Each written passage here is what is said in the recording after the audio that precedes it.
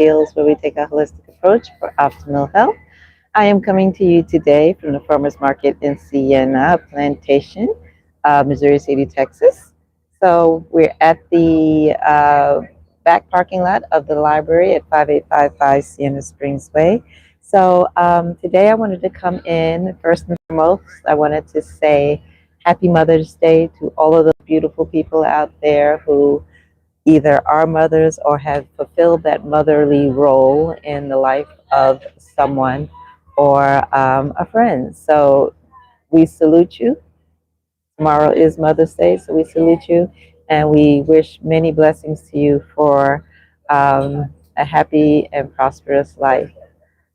Okay, that being said, so today it is May, early May, and we would really like to talk about, well, down here, spring has sprung in Texas. So for the most part, I am through my allergy season. Because down here, we go through the tree pollens that come in from the hill country, and then we have to deal with the grasses, and then we get the um, trees here, in addition to the bluebells and everything else that comes up here in Southeast Texas. Now, I know up in the Northeast, which is where I'm from, shout out to the Bronx, the Bronx, not the Bronx, the Bronx.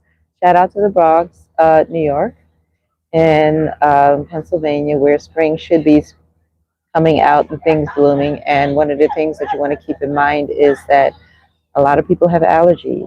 And with the changing environment, plants tend, when they know that the planet is stressed, they will tend to try and push out the ability to reproduce, to help replenish and balance out the deficit that we have in our environment. And in doing such, people who may have not had allergies before may have developed some now. So with that, we want to take care to help fortify our bodies from these reactions. One of the things that we can do is start using a local honey because it is specific to the flora of your area. Now, it's not going to help you if you live in Pennsylvania and you get a Texas honey because the bees that are in this Texas honey is not exposed to the pollen that is in your area. So while the honey may taste sweet and may be delicious, is not indigenous to where you are. So that's something that you want to make sure you do. You get a local honey, either a wildflower honey, or a clover honey.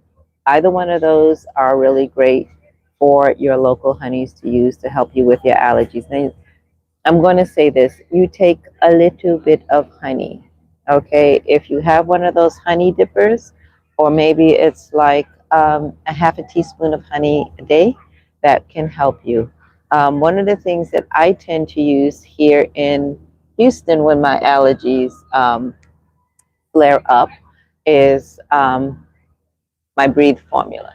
So this is Breathe LI 1, and basically it has things in it to help calm the inflammation, to keep the mucus from collecting, and if you do have mucus, it helps you get it out of your body.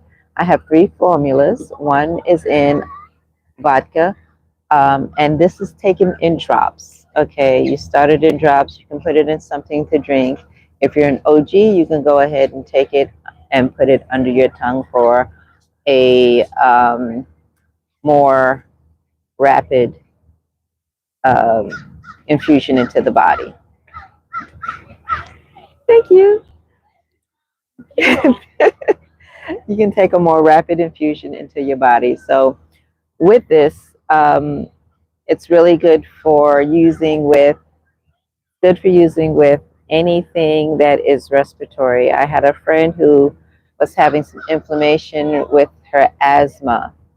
So she used it for her asthma, and it basically helped to calm the eosinophil count that was up from her asthma and helped her get the mucus out. And she says it helped clear up her skin, but that may be secondary just for her. But I use this during the allergy season here.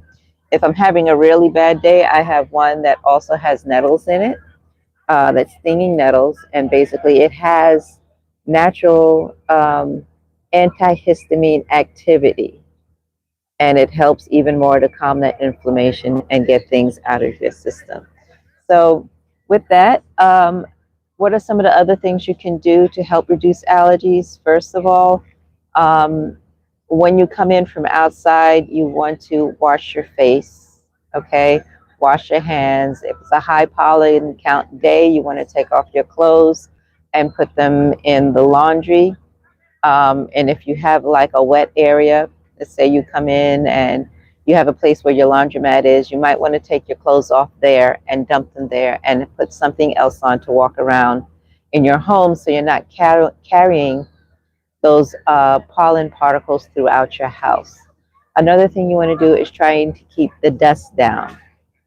Um, Keeping the dust down will keep it, one, out of your AC system if you have it, and it will attract any pollen or other airborne contaminants that are in the air that can also trigger an allergic reaction. If you live in a humid area, you might want to try to consider investing in a dehumidifier or an air purifier. What the dehumidifier does, it removes the moisture out the air, so you're less likely to have a mold growth. Um, an air purifier does both. It can do both. It can pull the particles out of the air as well as dehumidify your space to cut down on the allergens that are produced within your home. If you have a central air system, you want to make sure that you do go ahead and check those filters on a monthly basis. If your filter is dirty, change that filter. If it's a cost issue, you might want to consider getting one of those reusable filters that you can take outside, hose off, allow it to dry in the sun, and then reinstall it, or at least have maybe keep like 3 of them on hand so you can rotate each filter through your AC unit. If you've been in your home and it is your home and you've been running your AC unit for 5 years or more, you want to consider getting your duct system flushed out, because even though we do have filters, there's still some dust that can bypass that filter and get into your air system and circulate the air ducts, and then you can have buildup within that air system, and then you're constantly circulating those dust particles in and out of your rooms, and then again that can trigger your allergies as well. If you have pets, I strongly recommend you invest in a really good HEPA vacuum cleaner. Okay, um, doing it so will help pull any particles out of any carpet that you may have, out of your furniture. If you have cloth furniture, it can help pull out dust mites. Yes, that's a thing, dust mites, from your fabric and soft spaces. Consider getting pillows that are washable. You might want to consider washing your pillows at a frequency that is good for you if they are washable. If not, pillows are not meant to be kept forever and ever. If um, your pillows, if you do need, you follow your manufacturer's instructions on washing your pillows and ensuring that they're thoroughly dry. If you put them in a dryer, you might want to try putting some tennis balls in it, just like you would a down blanket, to make sure that you're pushing as it tumbles through, it's pushing the moisture out of the center of those pillows. Um, One of the things that we don't do anymore is we constantly use the dryer. Sometimes it might be good, if you're not in a high pollen area, to dry those linens outside to kind of reduce any bacteria counts that may be in your bedding. Vacuum your mattress. Okay, vacuuming your mattress will help pull any uh, dust and skin particles out of there. Again, that's not going to feed any dust mites. All right, so this is just a quick minute from your herbalist tour, hoping that you have enjoyed this quick respiratory prep for spring thing. And if you want to listen more, please like and subscribe my channel. I'm going to make an effort to be here every Saturday, and then perhaps I can try and do something on another day of the week where I can provide you with any kind of health guidance with health promotion.